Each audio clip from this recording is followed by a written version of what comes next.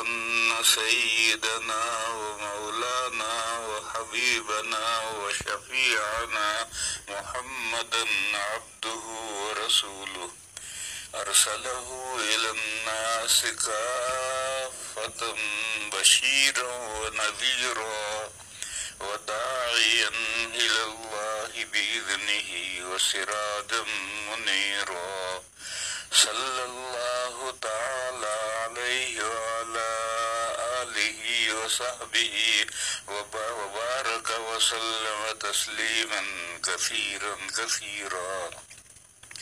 وبعد فأعوذ بالله من الشيطان الرجيم. بسم الله الرحمن الرحيم. ألف لام ميم ذلك الكتاب لا ريب فيه هدى للمتقين الذين يؤمنون بالغيب ويقيمون الصلاة ومما رزقناهم ينفقون والذين يؤمنون بما أنزل إليك وما أنزل من قبلك وبالآخرة هم يوقنون أولئك على هدى من ربهم وأولئك هم المفلحون. صدق اللہ مولانا العظیم. بزرگوں اور بھائیوں، سلسلے کلام پیچھے سے یہ چلا آ رہا ہے کہ سورہ فاتحہ میں اسلام کے جو 3 بنیادی عقیدے ہیں وہ بیان کیے گئے ہیں. پھر اس کے بعد سورہ بقرہ شروع ہو رہی ہے. اس کی پہلی آیت کو اگر آپ سورہ فاتحہ کے ساتھ جوڑنا چاہیں تو پھر ذالک الکتاب کو خبر بنائیں گے اور اس سے پہلے ہیا پوشیدہ مانیں گے. ہیا یعنی ہدایت. جو ہدایت بندوں نے مانگی ہے وہ ہدایت وہ کتاب ہے. یہ کتاب نہیں، وہ کتاب ہے. ذالک اس میں اشارہ بعید ہے اور اشارہ ہے لوح محفوظ میں جو قرآن کریم کا پہلا تمثل ہوا ہے. قرآن نے جو پہلا وجود پایا ہے لوح محفوظ میں اشارہ ہے.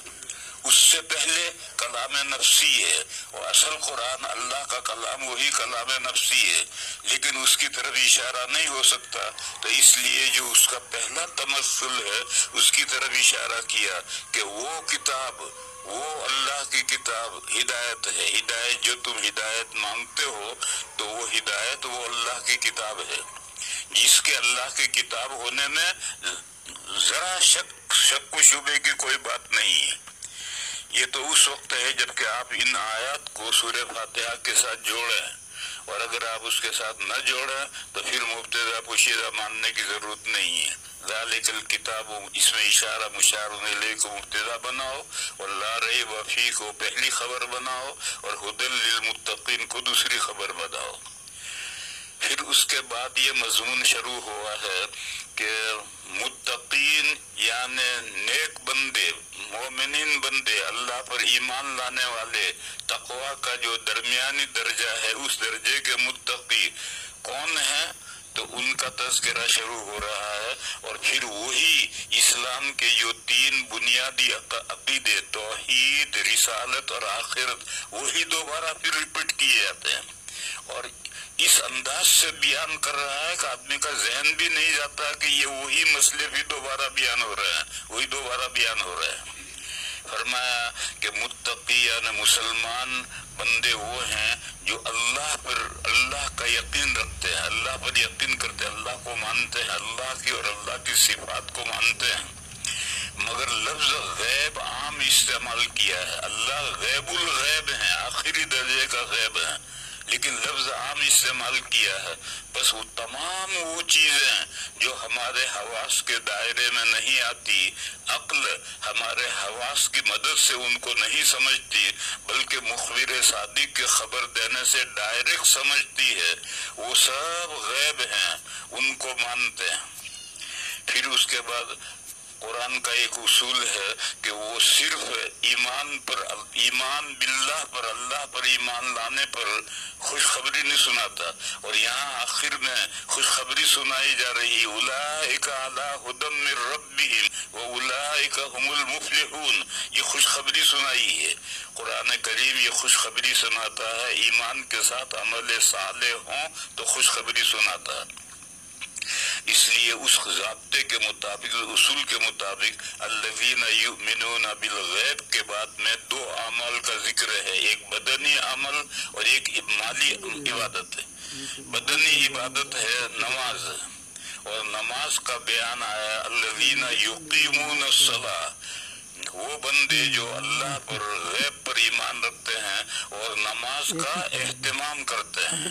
नमाज के ताल्लुक से कल मैंने कुछ मसाइल बयान किए थे और ये कहा था कि और जो मसाइल आएंगे वो मसाइल मैं फिर बयान करूंगा। चंद मसाइल आए हैं उनको बयान करता हूँ, फिर आगे नमाज के ताल्लुक से लोग मसाइल न भेजें। आज जितने मसाइल आए हैं बस यही बयान करूंगा, अगर और लोग भेजते रहेंगे तो फिर मैं इसी में फंस करके रह जाऊंगा। पहली बात तो ये पूछी है कि सजदे की हालत में अगर दोनों पैर जमीन से उठ जाएं तो क्या हुक्म है? सजदे की हालत में दोनों पैर जमीन से उठ जाएं, एक साथ दोनों उठ जाएं तो क्या हुक्म है? इस सिलसिले में ये जानना चाहिए। मैंने पहले बताया था कि सजदा है हमारे बदन का जो तरफे असफल है, उस लेवल पर तरफे आला को ले आने का नाम है। लिहाजा अगर सजदे में माथा जमीन पर रखना है, असल तो खोपड़ी रखनी चाहिए मगर वो रख नहीं सकते, तो उसके कायम मकाम माथा और नाक दोनों को लिया गया है। अगर सिर्फ माथा लगा है, नाक न लगा है तो तमाम अइम्मा के यहाँ नमाज हो जाएगी, लेकिन मकरूह होगी। और अगर सिर्फ नाक लगाए और माथा न लगाए, माथे पर कोई फोड़ा हो रहा है उसकी वजह से माथा जमीन पर नहीं लग सकता, तो नाक तो उसने लगाई, तो इमाम आजम रहमहुल्लाह कहते हैं कि नमाज हो जाएगी, मकरूह तहरीमी होगी। दूसरे अइम्मा कहते हैं कि नहीं, सिर्फ नाक लगाने से नमाज ही नहीं होगी। बहरहाल इधर तो ये है कि इधर आपको माथा और नाक दोनों लगाने हैं और दबा करके रखने हैं, माथा भी दबा कर रखना है, नाक भी दबा कर रखना है। और नीचे तरफे असल में अगर दोनों पैरों पर जैसे खड़े होते हैं हम, इस हालत में तो सजदा हो नहीं सकता, तो पैर तो लामहला खड़े करने पड़ेंगे। बस दोनों पैरों की उंगलियां मोड़ करके दबा करके रखो और उंगलियां किबले की तरफ मुतवज्जे रखो। नमाज में सरापा किबले की तरफ होना चाहिए। तो अगर पैर किबले की तरफ, उंगलियां किबले की तरफ हैं तो गोया सारा ही बदन किबले की तरफ मुतवज्जे है।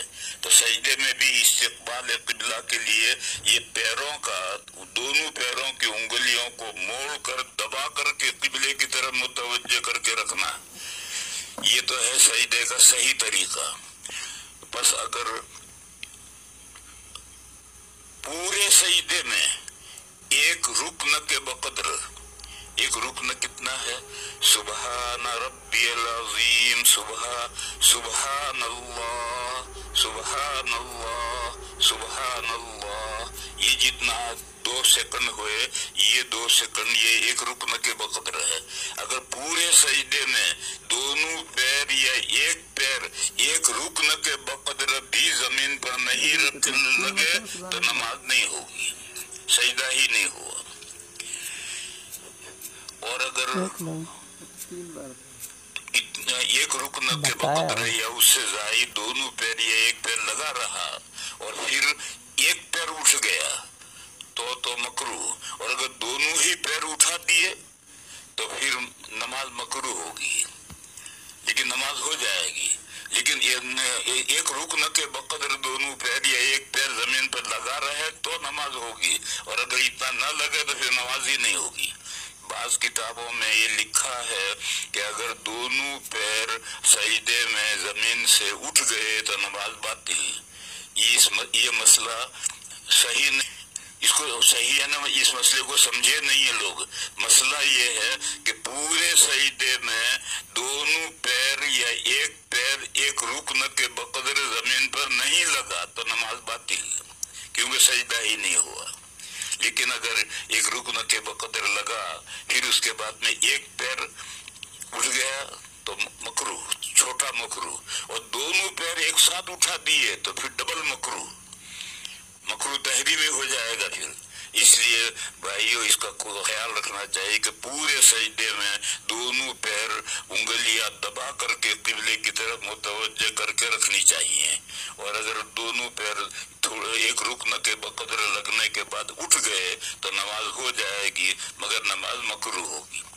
बाज़ मसाइल के समझने में गलती हो जाती है, गलत फहमी हो जाती है। मसलन ये मसला है कि अगर कोई शख्स बैतुल्लाह शरीफ का तवाफ करते हुए बैतुल्लाह शरीफ की तरफ देखे तो तवाफ नहीं हुआ, ये भी सही नहीं। असल ये है कि बैतुल्लाह के गिर्द घूमने का नाम तवाफ है। बस अगर कोई बैतुल्लाह की तरफ मुंह करके इस तरह से मुंह करके घूमे तो तवाफ नहीं होगा, इसलिए को तवाफ लफ्ज़ तवाफ की तारीफ ही सादिक नहीं आई। लेकिन अगर कोई तवाफ सामने मुंह करके तवाफ कर रहा है और इत्तेफाक से उसने बैतुल्लाह को देख लिया तो तवाफ के दौरान में बैतुल्लाह को देखना नहीं चाहिए, लेकिन देख लिया तो इससे तवाफ बातिल नहीं होगा। तब बैतुल्लाह ही की तरफ देखता देखता तवाफ का सारा तवाफ करे तो तवाफ नहीं हुआ। वहां भी मसला समझने में गलती होती है। लेकिन अगर तवाफ के दौरान में बैतुल्लाह को देखा तो देखना तो नहीं चाहिए, लेकिन देखा तो तवाफ बातिल नहीं होगा। एक किस्सा मुझे याद आया। टोरंटो में एक आदमी अपने बच्चे को, जो 10-12 साल का बच्चा होगा, लड़का होगा, वो लड़के को लेकर आया और कहने लगा कि हजरत, इसका एक सवाल है, उसका जवाब आप दे। मैं नहीं दे सका जवाब। मैंने पूछा, बेटे क्या जवाब इश्काल तेरा? उसने कहा कि मैंने एक किताब में पढ़ा है कि जो बैतुल्लाह शरीफ के अंदर जाए वो छत को न देखे। क्यों? छत को देखने में क्या हर्ज है? क्यों न देखे छत को? वो ये समझता होगा कि शायद छत को देखने में कोई भूत लग जाएगा, लिपट जाएगा कुछ। तो मैंने उससे कहा कि नहीं, तू ये बता कि बैतुल्लाह शरीफ के अंदर जो जाएगा वो क्यों जाएगा, क्या करने जाएगा? तो कहने लगे इबादत के लिए जाएगा। तो मैंने कहा इबादत के लिए जाएगा, आसार कदीमा की जियारत करने तो नहीं जाएगा। छत की तरफ देखने की क्या जरूरत है? कोई आसार कदीमा देखने थोड़ी गया। और दीवार मत न देखे, दीवार पर तो नजर पड़ जाएगी। नीचे नजर, सजदे की जगह नजर रखेगा तो भी दीवार पर तो नजर पड़ेगी, लेकिन छत पर नजर कैसे नहीं पड़ेगी? छत को तो वो देखेगा जो आसार कदीमा देखने गया है, कभी कैसी छत बनी है, कैसी डिजाइन है, कैसा है। इबादत करने गया है तो इबादत करके चला। तो इसी तरीके से ये जो कहा कि छत की तरफ न देखे, उसको इश्काल हुआ कि भाई छत की तरफ देखने से क्या हर्ज है? अगर छत की तरफ देख ले तो क्या हर्ज है? तो मैंने उसे बताया कि भाई इबादत करने की नीयत से बैतुल्लाह शरीफ के अंदर जाओ, आसार कदीमा की जियारत करने मत जाओ। और दीवारों को मुस्तस्ना इसलिए नहीं किया कि दीवार पर तो नजर पड़ेगी। इसी तरह से ये मसला है कि तवाफ करते हुए बैतुल्लाह की तरफ देखेगा तो तवाफ नहीं हुआ। तो देखेगा का ये मतलब है कि बैतुल्लाह की तरफ ही देखता देखता घूमे तो तवाफ नहीं होगा। इसलिए कि किसी चीज के हौलहू, उसके इर्द गिर्द घूमने का नाम तवाफ है। इसी तरह से ये मसला भी किताबों में लिखा है, और लोग गलत समझते हैं कि अगर सजदे में 2 पैर जमीन से उठ गए तो नमाज बातिल। ऐसा नहीं है, बल्कि मसला जो मैंने समझाया कि दोनों पैर पूरे सजदे में सही जमीन पे लगे रहने चाहिए, और उंगलियां दबा कर मोड़ो और उंगलियां किबले की तरफ मुतवज्जे करो। जैसे माथा और नाक दबा कर रखना है, इसी तरह ये भी दबा कर रखना है। लेकिन अगर एक पैर उठ जाए, एक रुकन के बकदर पैर रखने के बाद एक पैर उठ गया तो मकरूह, और दोनों उठ गए तो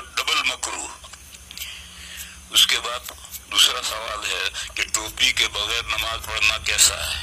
टोपी के बगैर नमाज पढ़ना जायज है। सिर्फ नंगा पा है नाक के नीचे से घुटने के नीचे तक। नाक दाखिल नहीं है, नाक तो बाहर है। नाक के नीचे से लेकर घुटने के नीचे तक ये नंगा पा है। इतना बदन को छुपाना जरूरी है। इसमें से अगर कुछ हिस्सा खुलेगा तो फिर मसला गड़बड़ हो जाएगा। लेकिन उसके नीचे पिंडली और नीचे पैर है और नाक के ऊपर पेट, सीना और सर है, ये अगर खुला रहे तो नमाज हो जाएगी। ये तो मर्द के लिए है। और औरत के लिए, औरत के लिए सतर तो यही है, नाक के नीचे से लेकर घुटने के नीचे तक ये उसका सतर है। इसीलिए एक औरत दूसरी मुसलमान औरत के सामने भी बेजरूरत अपने बदन का ये हिस्सा नहीं खोल सकती। बच्चा पैदा होने की जरूरत है, वो अलग मसला है। शौहर की जरूरत है, वो अलग मसला है। बाकी बेजरूरत इतना बदन औरत को नहीं खोलना। फिर औरत के लिए हिजाब पर्दा है, मर्द के लिए हिजाब नहीं है। इसलिए कि मर्द को बाहर सुबह से शाम तक काम करना है। अगर हिजाब होगा तो हिजाब के साथ वो कैसे काम करेगा। इसलिए मर्द के लिए तो हिजाब नहीं, बस सतर ही है। और नमाज में वही सतर छुपा कर नमाज पढ़नी है। और औरत को नमाज पढ़ने के लिए हिजाब भी है। औरत के हिजाब 3 है। एक हिजाब है महारिम का, यानी वो मर्द जिनसे हमेशा के लिए निकाह हराम है, जैसे बाप है, बेटा है, भाई है, एक तो उनका हिजाब है। उस हिजाब में जो सतर है वो तो हिजाब में है ही। उसके अलावा औरत का पेट और पेट के मुकाबिल जो पीठ है ये हिजाब में है। औरत अपने बाप के सामने या बेटे के सामने या भाई के सामने अपना पेट बेजरूरत नहीं खोल सकती। और उसके मुकाबिल जो पीछे पीठ है ये भी नहीं खोल सकती। सीना हिजाब में नहीं, और सीने के मुकाबिल पीछे जो पीठ है ये भी हिजाब में नहीं। क्योंकि औरत को बच्चे को दूध पिलाना होगा। अब घर में वो दूध पिलाएगी, छाती खोलकर, वहाँ बाप है, बेटा है, भाई है, इससे कैसे पर्दा करेगी। इसलिए शरीयत ने छाती को, औरत की छाती को महारिम के हिजाब में नहीं रखा। और छाती को नहीं रखा तो उसके पीछे जो पीठ है वो भी नहीं रखी। ये तो महारिम का हिजाब है। दूसरा हिजाब है अल्लाह पाक का। बंदी जब अल्लाह के सामने नमाज के लिए खड़ी हो तो फिर अब उसे पूरा बदन छुपाना है। सिर्फ चेहरा जितना वुजू में धोना फर्ज है इतना चेहरा हिजाब से बाहर है। और दोनों हथेलियां हिजाब से बाहर हैं। और टखने नहीं, टखने के नीचे दोनों पैर हिजाब से बाहर हैं। बाकी सारा बदन अल्लाह के हिजाब में है, उसको छुपा करके नमाज पढ़नी है। टखने भी छुपाने हैं। अगर टखने जाहिर होंगे तो नमाज नहीं होगी। इसी तरह से कान भी छुपाने हैं, क्योंकि कान चेहरे में नहीं है, कान तो सर में है। जैसे जितना चेहरा धोना है उतना चेहरा खुला रह सकता है नमाज में, और दोनों हथेलियां खुली रही है और टखने के नीचे दोनों पैर खुले रह सकते हैं। ये अल्लाह के हिजाब में नहीं है। और बाकी पूरा बदन अल्लाह के हिजाब में है। बंदी को सारा बदन छुपा कर नमाज पढ़नी। तीसरा हिजाब है अजनबियों का, जिनसे निकाह किसी फिलहाल जायज है या किसी भी वक्त जायज है, हमेशा के लिए वो उसके लिए हराम नहीं है, यानी अजानिब का हिजाब है। उस हिजाब में कुरान करीम ने चेहरे को लिया है। सूरह अहज़ाब में आयत है, या अय्युहन नबी कुल अज़वाजिका व बनातिका व निसाइल मुमिनीना युदनीना अलैहिन्ना मिन जलाबीबिहिन। ये कहा, ऐ पैगंबर आप अपनी बीवियों से कहिए, अपनी बेटियों से कहिए, अब मुसलमानों की औरतों से कहिए। सबके लिए एक हुक्म है। बीवियों का कुछ हुक्म अलग हो, बेटियों का कुछ अलग हो, और मुसलमान औरतों का हुक्म अलग हो, ऐसा नहीं है। सबका एक हुक्म है। उनसे ये कहिए कि वो जब घर से बाहर निकले तो अपने ओढ़ने को करीब कर लें। अब तो औरतें, बहुत सी औरतें तो ओढ़नी ओढ़ती नहीं है, और बात जो ओढ़ती हैं वो इतनी पतली ایسی اوڑھتی ہیں کہ کچھ وہ نہ جیسی ہے، لیکن پرانے زمانے میں اوڑھنے ہوتے تھے، حضور کے زمانے میں بھی اوڑھنے ہوتے تھے۔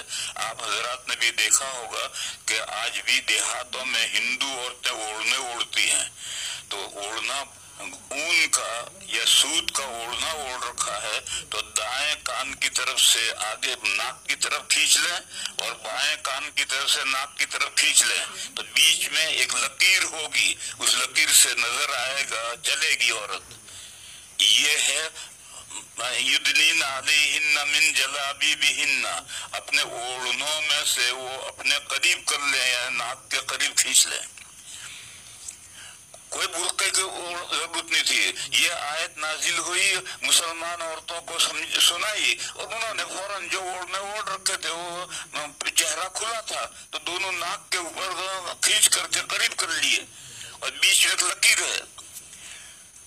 آج کل عورتیں طرح طرح کے بہترین برقعے اوڑھتی ہیں، لیکن وہ برقعے خود دوسرے برقعے کے محتاج ہیں، اور پھر ڈاٹا باندھتی ہیں اور ساری آنکھیں تو کھلی رکھتی ہیں۔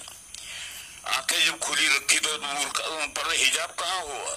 دیکھو جتنے محاسن ہیں، خوبیاں ہیں، وہ سب چہرے میں جمع ہیں، اور لڑتی آنکھیں ہیں، کان نہیں لڑتے، ناک نہیں لڑتی، ہونٹ نہیں لڑتے، آنکھیں ہی لڑتی ہیں، تو وہ آنکھیں تو سب کھلی رکھتی ہیں، تو حجاب کہاں ہوا؟ تو قرآن کریم میں عورتوں کے حجاب کی جو آیت ہے سورہ احزاب میں وہ آیت ہے کہ اپنے اوڑھنوں کو اپنے اوپر قریب کر لیں، یعنی دائیں طرف سے پلہ ناک پر لے آئیں، بائیں طرف سے بھی ناک پر لے آئیں تو دونوں آنکھیں چھپ گئی اور بیچ میں ایک لکیر ہوگی، اس لکیر میں سے نظر آئے گا اور وہ چلیں گی۔ تو میں کہہ ہی رہا تھا کہ یہ عورت کے لیے حجاب ہے۔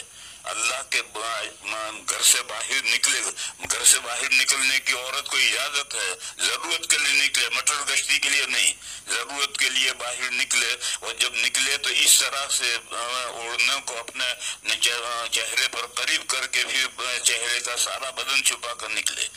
اس آیت کریمہ میں دونوں ہتھیلیوں کو نہیں لیا ہے اور دونوں پیروں کو بھی نہیں لیا ہے کہ چہرہ تو چھپا کر نکلے عورت، لیکن ہتھیلیاں اور پیر اس کا تذکرہ آیت میں نہیں ہے۔ اس لیے علماء یہ کہتے ہیں کہ بہتر تو یہ ہے کہ عورت گھر سے باہر نکلے تو ہاتھوں میں دستانے پہن کر نکلے، پیروں میں موزے پہن کر نکلے، لیکن اگر پیر میں موزے نہ پہنے اور ہاتھوں میں دستانے نہ پہنے تو کوئی بات نہیں، چہرہ کھلا رکھ کر نہیں نکل سکتی، چہرہ چھپا کر کے اس کو نکلنا ہے۔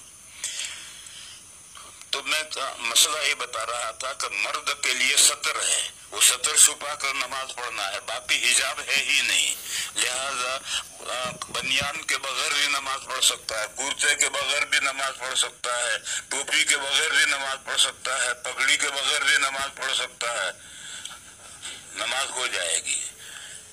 پھر دوسرا مسئلہ یہ ہے کہ نماز کیسے لباس میں پہننی چاہیے، تو اس کے لیے سورہ اعراف میں آیت گزری ہے، یا بنی آدم خذوا زینتکم عند کل مسجد وکلوا واشربوا ولا تسرفوا انہ لا یحب المسرفین۔ اے آدم کے لڑکوں، اس میں مرد بھی آگے عورتیں بھی آئے، آدم کے لڑکوں میں عورتیں بھی لڑکے ہیں، جب تم نماز پڑھو تو بیوٹی خوبصورتی لے لو، خذوا زینتکم عند کل مسجد، ہر نماز میں، چاہے فرض ہو نفل ہو کوئی بھی نماز ہو، جب تم نماز پڑھو گھر میں پڑھو مسجد میں پڑھو تو بیوٹی لے کر پڑھو۔ ایک حکم ہے۔ دوسرا حکم یہ دیا کہ کھاؤ پیو مگر حد سے مت نکلو کھانے پینے میں، اللہ تعالیٰ حد سے نکلنے والوں کو پسند نہیں کرتے۔ یہ دوسرا مضمون ہے، وہ کسی اور موقع پر بیان کر، یہاں تو یہ پہلا مضمون ہے کہ اے آدم کے لڑکوں، ہر مسجد کے پاس، یعنی مسجد میں پہنچنے سے پہلے سے بیوٹی لے کر خوبصورت بن کر کے جاؤ۔ اب میرے بھائی اور بہنوں، اب سوچو، لباس دو ہیں، ایک اسلامی لباس ہے، ایک فیشن کا لباس ہے۔ اسلامی لباس اسلام میں جو اسلامی لباس ہے یہی بیوٹی ہے، یہی خوبصورتی ہے.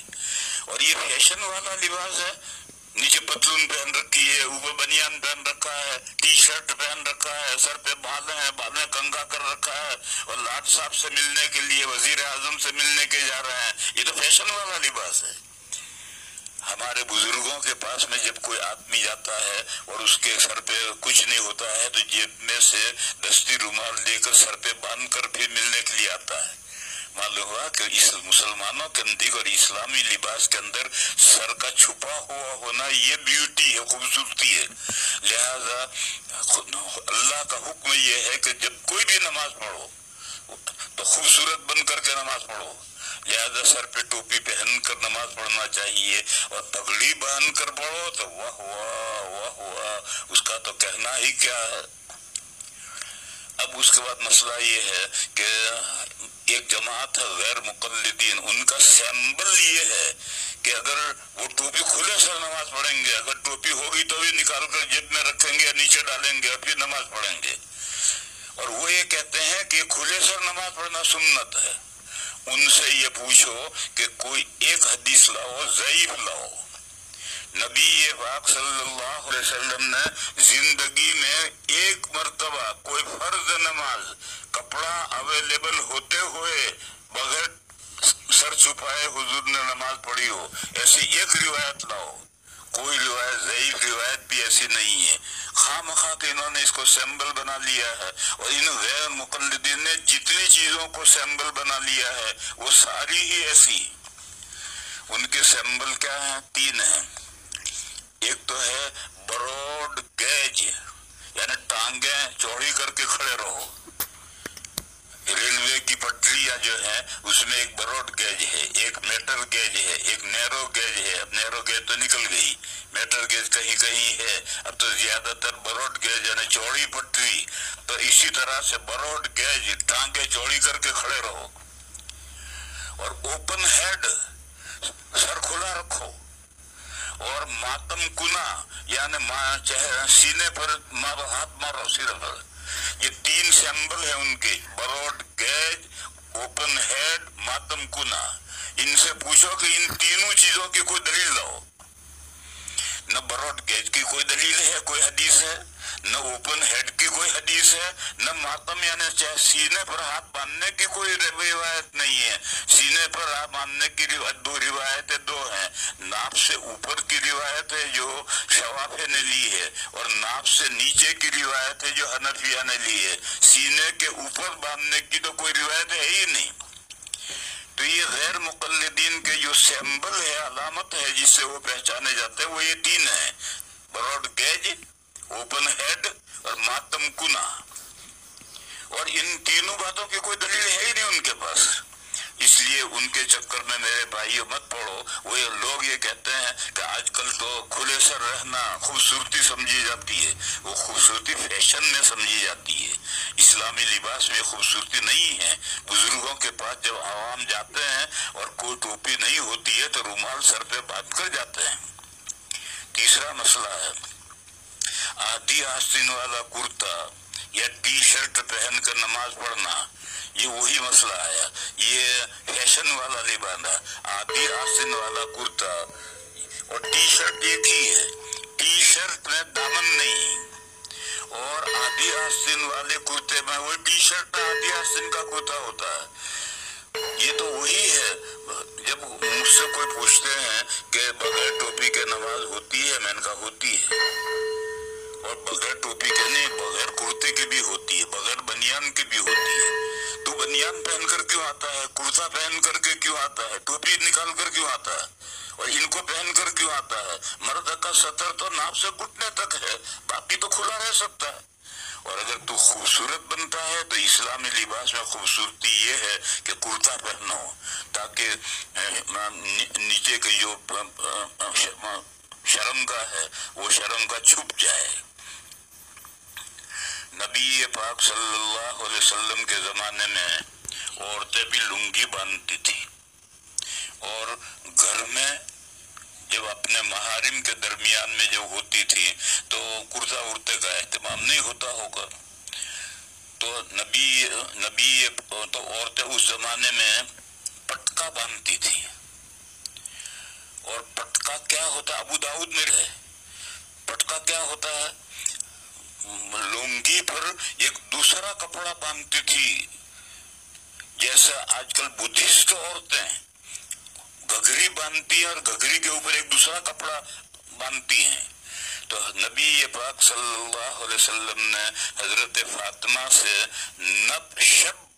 شبرم من نطاقها، حضرت فاطمہ سے کہا کہ یہ تمہارا پٹکا ہے، یہاں تک یہ ایک بالش تو اور نیچا رکھو.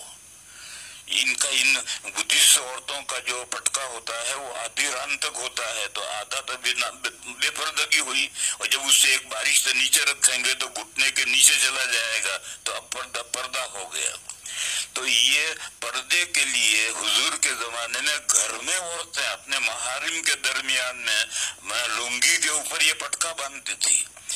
اب آج مرد پتلون پہن کر مسجد میں آتے ہیں اور ٹی شرٹ پہن کر کے آتے ہیں، اور آگے سے بھی ننگے نظر آتے ہیں، پیچھے سے بھی ننگے نظر آتے ہیں، اور وہ یہ سمجھتا ہے کہ ہم تو بہت شاندار کپڑا پہن کر آئے. ارے یہ شاندار تو غیروں کے لباس میں شاندار ہے، اسلامی لباس میں شاندار نہیں ہے. اسلامی لباس میں تو عورت اگر نیا پتلون پہنے تو پھر وہ گھر میں بھی اپنے محارم کے درمیان میں بھی اس کے اوپر ایک پٹکا پہنے گی اور گھٹنے کے نیچے تک پٹنا پہنے گی. اس لیے میرے بھائیو، ٹی شرٹ میں نماز پڑھنا اور آدھی آستین کے ساتھ نماز پڑھنا یہ مکروہ ہے. آستین پہنچے تک پوری ہونی چاہیے، اور کرتا جو ہے یہ گھٹنے کے نیچے تک دامن ہونا چاہیے. صرف چولی نہیں ہونی چاہیے، چولی کے ساتھ دامن ہونا چاہیے، تب اسلامی لباس میں وہ کرتا ہے، اور نیچے کا پورا پردہ ہوگا. لہذا زینت جس کا ذکر قرآن میں ہے کہ خذوا زینتکم عند کل مسجد، اس پر عمل اسی وقت ہوگا. اس کے بعد یہ ہے مسنون قرات کیا ہے. اس میں بھی کتابوں میں لکھا ہے کہ سورہ قاف سے لے کر سورہ بروج تک یہ طوال مفصل ہیں، اور سورہ بروج سے لے کر سورہ بینہ تک اوساط مفصل ہیں، اور اس کے بعد سورہ زلزال سے لے کر آخر تک قصار مفصل ہیں. یہ جو کتاب مسئلہ لکھا ہے یہ مقدار بتائی ہے کہ نمازوں میں یہ مقدار ہے. فجر میں طوال مفصل پڑھنے ہیں، یعنی اتنی مقدار پڑھنی ہے، چاہے پورے قرآن میں سے کہیں سے پڑھو. یہ نہیں کہ سورہ قاف سے لے کر آخر تک نماز میں پڑھیں گے اور باقی قرآن مہجور نہیں پڑھیں گے، ایسا نہیں ہے. صحابہ، خلفائے راشدین اور نبی پاک صلی اللہ تعالی علیہ وسلم پورے قرآن کریم میں سے پڑھتے تھے. بس یہ جو فقہ میں صورتیں لکھی ہیں اس کا مطلب کہ اتنی مقدار کہیں سے بھی پڑھو، اتنی مقدار پڑھو. فجر میں طوال مفصل پڑھنی ہے یا اس کے بقدر پڑھنا ہے، اور ظہر میں اور عشاء میں اوساط مفصل پڑھنا ہے. مشہور یہ قول یہ ہے، اور یہ قول ہے کہ ظہر میں فجر جتنی قرات ہے، لیکن آج کل ظہر میں فجر جتنی قرات کرتے ہیں تو لوگ پریشان ہوتے ہیں. لہذا وہ جو دوسرا قول ہے کہ عشاء میں جتنی قرات ہے اتنی قرات ظہر میں ہے، اوساط مفصل. اور اثر میں دو قول ہیں، ایک ہے کہ عشاء جتنی قرات ہے، اور ایک ہے کہ مغرب جتنی قرات ہے، یعنی قصار مفصل ہے، اور مغرب میں قصار مفصل ہے.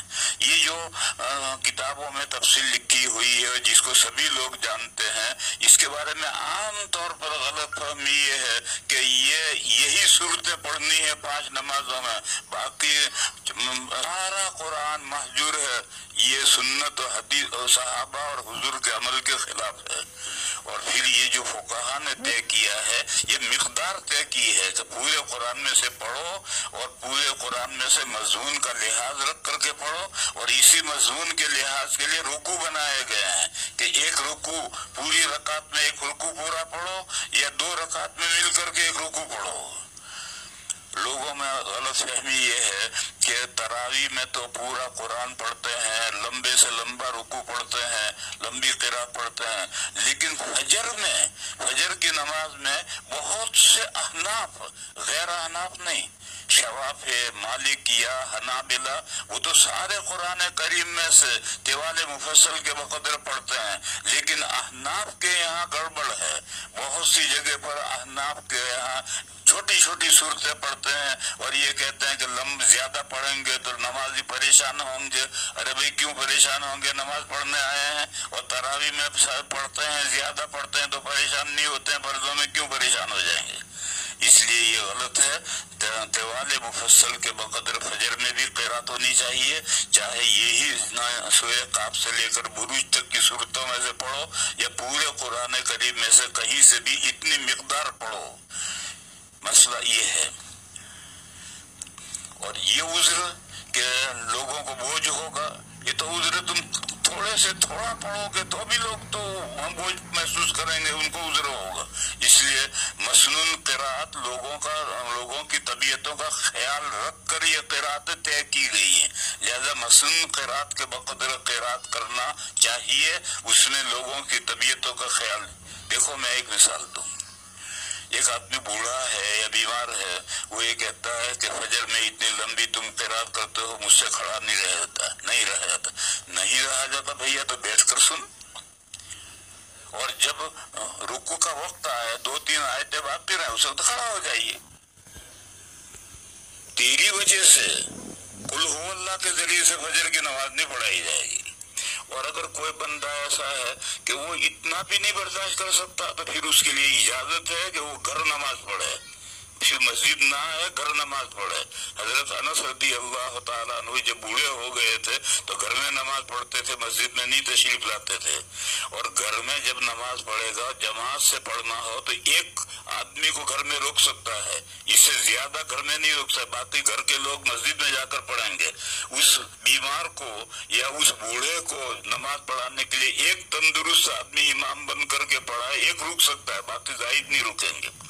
बहरहाल ये मसला ये है कि ये अहनाफ के यहाँ 2 मसलों में बहुत गड़बड़ है। शवाफे के यहाँ, मालिकिया के यहाँ, हनाबिला के यहाँ ये गड़बड़ नहीं है, गैर मुकल्लिदीन के यहाँ गड़बड़ नहीं है। वो ये है कि सफ़े सीधी करो। सबके सीधी करने में 2 चीजें दाखिल है, एक तो कतार सीधी हो, और कतार सीधी होने के साथ कंधे से कंधा लगा हुआ हो, ऐसा लगा हुआ हो कि बीच में से अगर खड़ा हाथ गुजारना चाहे तो न गुजरे, ऐसा कंधे से कंधा लगा हुआ हो। तो तमाम के यहाँ इस तरह से खड़े होते हैं तो कतार भी सीधी होती है और कंधे भी मिले हुए होते। अहनाफ के यहाँ कतार तो सीधी होती है, क्योंकि मस्जिदों में चटाई हैं तो चटाइयों के जरिए से कतार तो सीधी कर लेते हैं, लेकिन कंधे से कंधे नहीं मिलाते। मदरसों में तालिबे इल्म भी ऐसे खड़े रहेंगे कि बीच में हाथी नहीं, हाथी गुजर सकता है, निकल जाए, हाथी का हाथी निकल जाए। ये हमारी नमाजों के सफों के अंदर कोताही है। अगर सब बिल्कुल कतार सीधी है और कंधे से कंधे लगे हुए नहीं है तो सब सीधी नहीं है। तो एक तो ये गलती है। दूसरी हमारे यहाँ अहनाफ के यहाँ ये है कि फजर की नमाज में भी, बल्कि ईशा की नमाज में तो वत्ती नहीं पढ़ेंगे। अरे भाई वत्तीने के अलावा औसात मुफस्सल में इससे बड़ी सूरतें भी तो हैं, वो क्यों नहीं पढ़ता? नहीं भाई वत्ती नहीं पढ़ेगा, इन्ना अंज़लनाहु फी लैलतिल क़द्र ही पढ़ेगा। भाई ठीक है, कभी जरूरत हो पढ़ ले तो कोई बात है, लेकिन हमेशा इतनी कम क़िराअत करना ये ठीक नहीं। मसनून क़िराअत होनी चाहिए, और मसनून क़िराअत ये है फजर में और ये कौल में ज़ोहर में तिवाले मुफस्सल है, और ईशा में और ये कौल में ज़ोहर में औसात मुफस्सल है, और असर में एक कौल में औसात मुफस्सल हैं, और एक कौल में असर में और मगरिब में क़िसारे मुफस्सल हैं। इन सूरतों के बकदर पूरे कुरान करीम में से मजमून का लिहाज करके रुकू से रुकू पर रुक करके नमाज पढ़ो। ये उसके बाद दूसरा मसला है, रोजे में मगरिब में ताखिर करने का हुक्म है। रोजे में मगरिब में ताखिर करने का हुक्म। पहले ये बात समझ लो कि इस्लाम से पहले सहरी का तसव्वुर ही नहीं था। मौलाना साहिबान जो है वो जानते हैं कि शुरू इस्लाम में मसला ये था कि जब आपको नींद आ गई तो अगला रोजा शुरू हो गया। सहरी थी ही नहीं। ये तो फिर कुरान करीम में आयत नाजिल हुई और ये कहा कि तुम सुबह सादिक तक खा पी सकते हो। तो इस्लाम ने सहरी शुरू की और हुजूर ने सहरी को बताया कि सहरी में बरकत है और कुछ भी 2 घूंट पानी पी लो, थोड़ा सा दूध पी लो, कुछ न कुछ इस्तेमाल करो उसके। गरज सहरी तो इस्लाम ने शुरू की है, इस्लाम ने जब सहरी तो न करो यार, थोड़ा सा चाय दूध पी लो, थोड़ा सा कुछ खा लो, लेकिन असल जो पेट भरकर खाना है वो रोजा खोलते वक्त है। और ये जो हमारे यहाँ तरीका है, एक मगरिब से पहले इफ्तारी की और फिर मगरिब पढ़कर फिर खाना खाया, ये जो 2 किस्में, दो हिस्से कर दिए हैं, ये भी इस्लाम में नहीं है। इस्लाम में तो ये है कि जब अजान मगरिब का वक्त हो, अजान हुई तो अब मन सारा साए मन रोजेदार को खाना खिलाओ, यानी पेट भरकर खाना खाए। लिहाजा उसके बाद फिर मगरिब बाद कुछ नहीं खाना, बस मगरिब पढ़ो, मगरिब बाद अवामिन पढ़ो, जो कुछ करना हो करो और जो कुछ खाना है वो इफ्तारी में खा लो। रमजान के अलावा में हदीस शरीफ में ये किस्सा है कि हजरत इब्न उमर रदी अल्लाह ताला अन्हुमा हमेशा रोजा रखते थे। वो जब रोजा मगरिब की अजान हो जाती थी तो इफ्तारी करते थे और मस्जिद में नमाज शुरू हो जाती थी, इमाम किरात करता था, वो किरात सुनते रहते थे और खाना खाते रहते थे। तो ये तो गैर रमजान है। गैर रमजान में तो रोजेदारों की वजह से कोई ताखिर नहीं होती, लेकिन रमजान में तो सभी रोजेदार हैं, लिहाजा रमजान में थोड़ी बहुत ताखिर होनी चाहिए। कितनी? मसलन मिसाल के तौर पर 10 मिनट की ताखिर होनी चाहिए ताकि सब लोग अपना खाना खाकर फारिग होकर आ जाएं। इससे ज्यादा आजकल जो हम लोगों ने इफ्तारी को 2 हिस्सों में कर दिया है, एक नमाज से पहले और एक नमाज के बाद। इसके लिए ताखिर करने की जरूरत नहीं, इसके लिए थोड़ा सा इफ्तारी करो फिर नमाज पढ़ लो। लेकिन अगर इफ्तारी के साथ लोग खाना खाते हैं, अब भी हमारे यहाँ पालनपुर में देहातों में जब हम बच्चे थे तो मुझे याद है कि सब लोग अजान मगरिब की अजान पर रमजान में खाना खाकर फिर नमाज पढ़ने के लिए आते थे। तो जहाँ ऐसा है तो वहाँ 10 मिनट की ताखिर करो, 10 मिनट में खाना खाया जा सकता है। और अगर महज इफ्तारी करनी है तो खजूर खानी है या थोड़ा बहुत खाना है तो उसके लिए ताखिर करने की जरूरत नहीं है। उसके बाद मसला है कि कुर्सी पर बैठकर नमाज पढ़ने के मसाइल बयान करो। इसके मसाइल तो बहुत हैं, जिसको देखना हो नेट पर कंप्यूटर में दारुल देवबंद का एक फतवा पड़ा हुआ है और उसमें पूरी तफसील के साथ कुर्सी पर बैठकर पढ़ने के मसले बयान किए गए हैं। मैं वो सब मसले यहाँ बयान नहीं कर रहा, मैं तो यहाँ सिर्फ एक मसला बयान कर रहा। वो ये है कि कुर्सी पर बैठकर नमाज पढ़ने से नमाज हो जाती है, लेकिन आजकल लोगों ने कुर्सी पर बैठकर नमाज पढ़ने को फैशन बना लिया है। ये जो फैशन बना लिया है ये ठीक नहीं। अगर कोई वाकई माजूर है, नीचे नहीं बैठ सकता है, कुर्सी पर बैठकर नमाज पढ़े तो नमाज हो जाती है। और बेहिश्ती जेवर में ये मसला लिखा है कि अगर कोई नहीं नीचे कुर्सी पर बैठकर, तख्त पर बैठकर, चारपाई पर बैठकर पैर लटका करके नमाज पढ़ने से जमीन पर बैठकर नमाज पढ़ना अफजल है, इसलिए कि इसमें सजदा जमीन से अकरब होगा। जब सजदा इशारे से सजदा करेगा रुकू सजदे का तो सजदा जमीन से अकरब होगा, इसलिए जमीन पर बैठ करके नमाज पढ़ना अफजल है। मैं कल नफलें खड़े होकर नहीं पढ़ता हूँ, खड़ा होना मुश्किल होता है, बैठकर पढ़ता हूँ। तो कुर्सी पर नहीं बैठता हूँ, जमीन पर बैठता हूँ। और जमीन पर जिस तरह बैठ सको बैठो, आलती पालती मार के बैठो, तशहुद की तरह से बैठो, पैर लंबे करके बैठो, कबीले की तरह पैर लंबे करके बैठना है बैठो, किसी भी तरह बैठो, जमीन पर बैठो और जमीन पर बैठ करके नमाज पढ़ो ताकि सजदा जमीन से अकरब हो। बस कुर्सी पर नमाज जायज है, लेकिन जमीन पर बैठकर पढ़ना ही अफजल है। 1400 साल से बीमार नहीं होते थे, नहीं होते थे, बुढ़े नहीं होते थे, होते थे, और सब नमाजें बैठकर पढ़ते थे और जमीन पर बैठकर पढ़ते थे। अब ये 14वीं सदी आई तो चेयरमैन आ गए और ये चेयरमैनी आई है यूरोप और अमेरिका तरह से चेयरमैनी आई है। और ये मुसीबत है, पतलून की मुसीबत है, क्योंकि जिसने पतलून पहन रखा है वो नीचे बैठना उसके लिए मुश्किल होता है, वो कुर्सी पर बैठने में उसे मजा आता है। तो क्यों पतलून पहन के मस्जिद में आते हो? पतलून घर निकाल कर फेंको और पजामा पहन करके, लुंगी पहन कर आओ मस्जिद में और आकर नीचे बैठ कर नमाज पढ़ो। जो अफजल शक्ल है वो इख्तियार करनी चाहिए। उसके बाद मसला है सफे दुरुस्त करना। सफे दुरुस्त करवाना किसका हक है?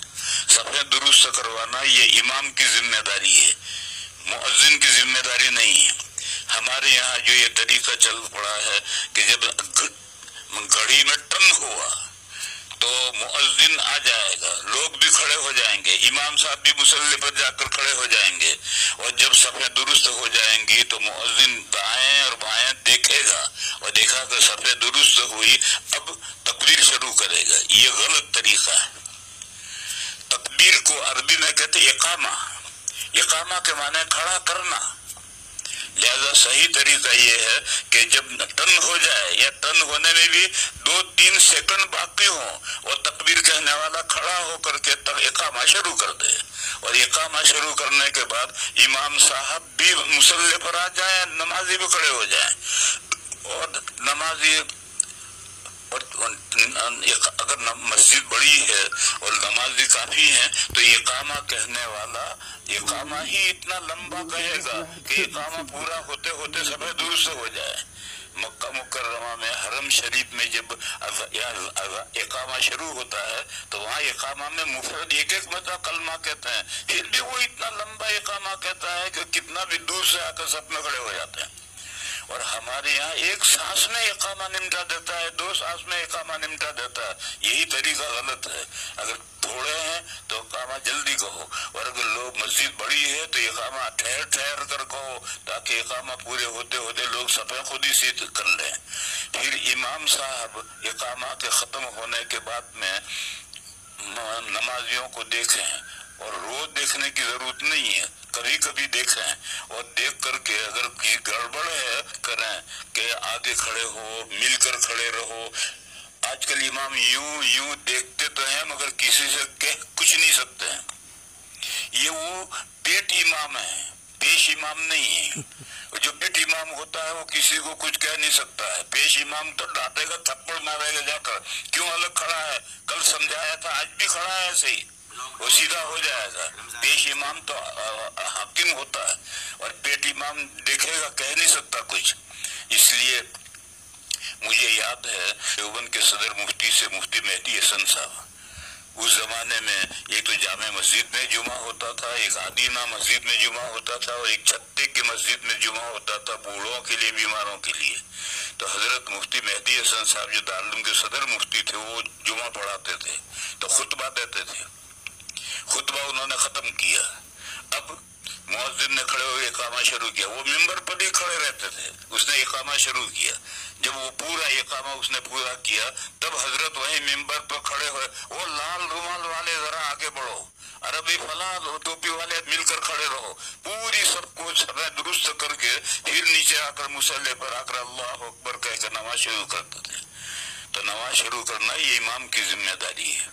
हुजूर के जमाने में हदीसों में है कि नबी पाक सल्लल्लाहु अलैहि वसल्लम सफे दुरुस्त कराते थे, हजरत बिलाल नहीं कराते थे। और खुलफाए राशिदीन के जमाने में भी इमाम सफे दुरुस्त कराता। तिरमिज़ी शरीफ में रिवायत है, मैं जब 1981 में जब पहली मरतबा हज में गया तो शव्वाल में चला गया था। उस वक्त पानी के जहाज से जाते थे, शव्वाल में गया था, थोड़े नमाजी थे, कोई ज्यादा उस वक्त भीड़ नहीं थी। तो वहां मैंने देखा कि हर नमाज शुरू होने से पहले 2 मरतबा आवाज आती है,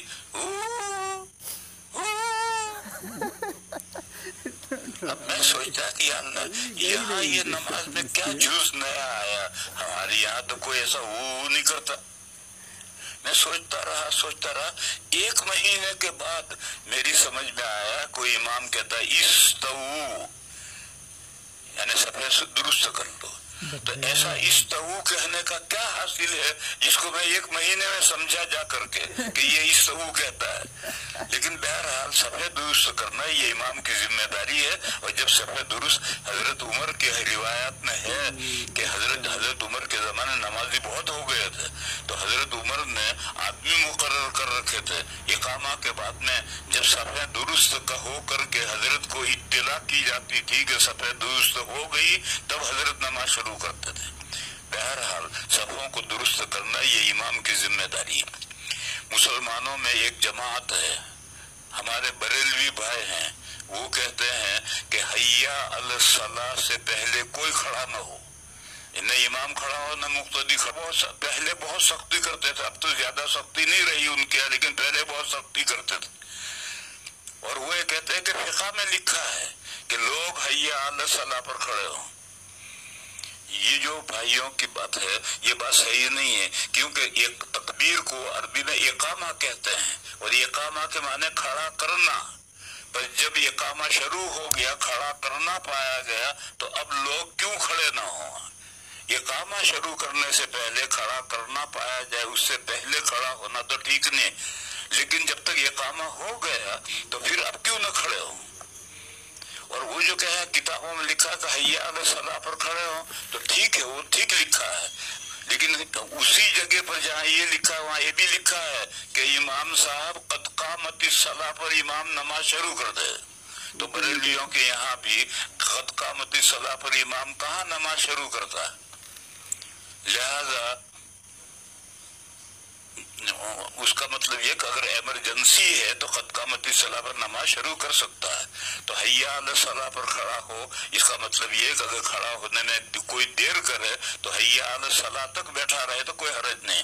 جب حیا علی الصلاۃ کا آؤ نماز کے لیے، اب اگر کوئی بیٹھا بیٹھا مکھیاں مار رہا ہے تو یہ اللہ کے داعی کی مخالفت کرتا ہے، یہ ٹھیک نہیں. اس کے بعد ہے مسجد میں نفل روزہ چند لوگ رکھتے ہیں اور مغرب کی نماز میں تاخیر کرتے ہیں. مسجد میں نفلی روزے کی وجہ سے نماز مغرب میں تاخیر نہیں ہوگی. میں نے بتایا کہ ابن عمر نفلی روزہ رکھتے تھے اور ان کی وجہ سے مغرب میں تاخیر نہیں ہوتی تھی. وہ نفل روزہ کھول کر دن بھر بھوکے رہے تو بھوک لگتی تھی، تو وہ امام کے قرات سنتے رہتے تھے اور کھانا کھاتے رہتے تھے. لہذا 1 2 4 نفلی روزہ والوں کی وجہ سے مغرب میں تاخیر نہیں ہوگی. یہ تو میں نے مسئلہ رمضان کا بیان کیا، جبکہ سبھی روزے سے ہیں اور سب کو کھانا کھانا ہے افطار پر، تو افطار نہیں کرنا، صرف کھانا کھانا ہے، مکمل کھانا کھانا ہے، تو پھر تھوڑی بہت تاخیر کرنی چاہیے. یہ نماز کے تعلق سے کچھ مسائل تھے جو لوگوں نے پوچھے تھے تو میں نے بیان کیے. مسجد میں ایسی گھڑی لگائی جاتی ہے جس میں نماز کا وقت ہونے پر آواز آتی ہے. ایسی گھڑی لگاؤ، گانا نہیں ہونا چاہیے. گھڑی میں آواز ہے، جب ٹن ہوا اور پتہ چل گیا کہ نماز کا وقت ہو گیا، یا اس نے اعلان کیا کہ بھئی نماز کا وقت ہوا، تو ایسی گھڑی لگانے میں کوئی حرج نہیں. یہ نماز میں کوئی خلل نہیں ڈالتے تھے، نماز شروع کرنے سے پہلے وقت بتائے گا. گانا ہو اس طرح کی چیز تو ٹھیک نہیں.